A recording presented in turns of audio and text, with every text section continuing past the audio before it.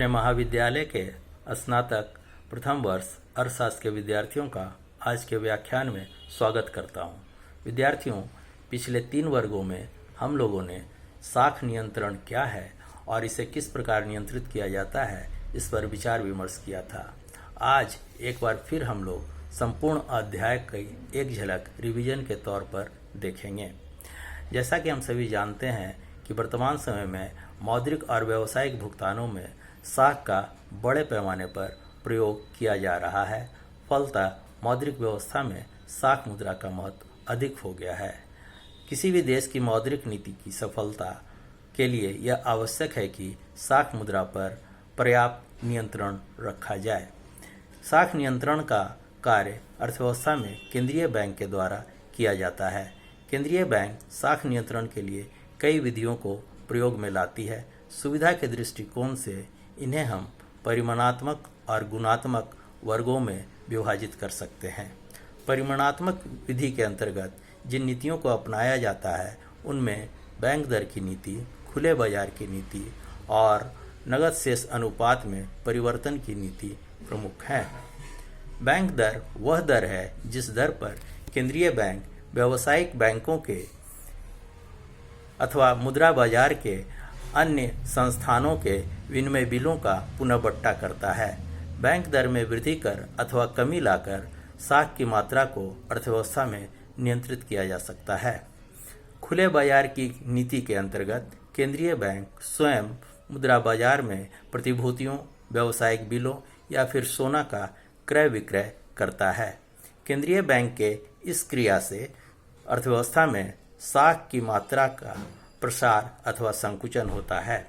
नगद शेष अनुपात में परिवर्तन की नीति के अंतर्गत केंद्रीय बैंक व्यावसायिक बैंकों के सुरक्षित कोष की मात्रा में कमी अथवा वृद्धि लाकर उनकी साख सृजन की शक्ति को नियंत्रित करती है, जिससे अर्थव्यवस्था में साख मुद्रा का प्रसार अथवा संकुचन नियंत्रित होता है।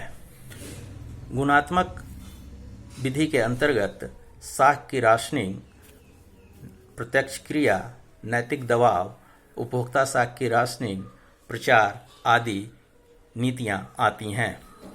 साख की राशनिंग के तहत केंद्रीय बैंक व्यावसायिक बैंकों के लिए यह निश्चित कर देती है कि वह किन किन व्यक्तियों को किन किन कार्यों के लिए किन किन जमानतों पर ऋण की उपलब्ध करा सकता है।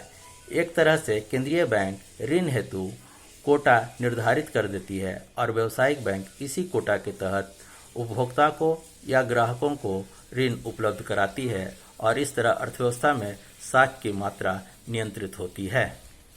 प्रत्यक्ष क्रिया: जब व्यावसायिक बैंक साख नियंत्रण संबंधी केंद्रीय बैंक के दिशा निर्देशों को नहीं मानता है, तब केंद्रीय बैंक प्रत्यक्ष क्रिया के अंतर्गत वैसे व्यावसायिक बैंकों के बैंकिंग संबंधी कार्यों में कठिनाई उत्पन्न कर देता है, जैसे उन्हें ऋण प्रदान नहीं करता है, उनके बिलों को भुनाने से इनकार कर देता है, उससे जुर्माना वसूल करता है इत्यादि। कभी कभी तो व्यावसायिक बैंकों के बैंकिंग अधिकार भी छीन लिए जाते हैं। नैतिक दबाव नीति के तहत केंद्रीय बैंक व्यावसायिक बैंकों को प्रोत्साहित करके उनका सहयोग प्राप्त करता है और उन्हें कुछ कार्यों को करने से रोकता है। इस नीति में एक तरह से सोचने समझने के आधार पर सलाह दी जाती है कि उनके द्वारा साख मुद्रा के निर्माण से अर्थव्यवस्था पर क्या दुष्प्रभाव पड़ेंगे। उपभोक्ता साख की राशनिंग: इस नीति के तहत केंद्रीय बैंक व्यावसायिक बैंकों को उपभोक्ता संबंधी वस्तुओं के लिए ऋण प्रदान करने का कोटा निश्चित कर देती है। किन किन उपभोग की वस्तुओं के लिए ऋण दिया जा सकता है, यह बात केंद्रीय बैंक तय कर देती है और व्यावसायिक बैंक उसी दिशा निर्देश के तहत अपने ग्राहकों को अथवा उपभोक्ताओं को ऋण उपलब्ध करता है। केंद्रीय बैंक के द्वारा उपभोग की वस्तुओं पर लगाया गया नियंत्रण से अर्थव्यवस्था में मुद्रा का प्रसार अथवा उसका संकुचन प्रभावित होता है और इस तरह अर्थव्यवस्था में साख मुद्रा की मात्रा पर नियंत्रण पाया जाता है। प्रचार: जब कभी देश में मुद्रा के प्रसार से और उसके संकुचन से अर्थव्यवस्था पर कुप्रभाव पड़ता है, तब समाचार पत्रों, टेलीविज़न, रेडियो आदि जैसे महत्वपूर्ण संचार साधनों से इस बात का प्रचार किया जाता है कि साख मुद्रा का अर्थव्यवस्था पर कैसा प्रभाव पड़ रहा है। अतएव व्यावसायिक बैंक इन प्रचार के माध्यमों से स्वयं यह निर्णय लेता है कि अर्थव्यवस्था में साख मुद्रा का प्रचार करना है या उसका संकुचन। इस तरह अर्थव्यवस्था में साख की मात्रा को नियंत्रित करने के लिए केंद्रीय बैंक परिमाणात्मक और गुणात्मक दोनों तरीकों का प्रयोग करता है।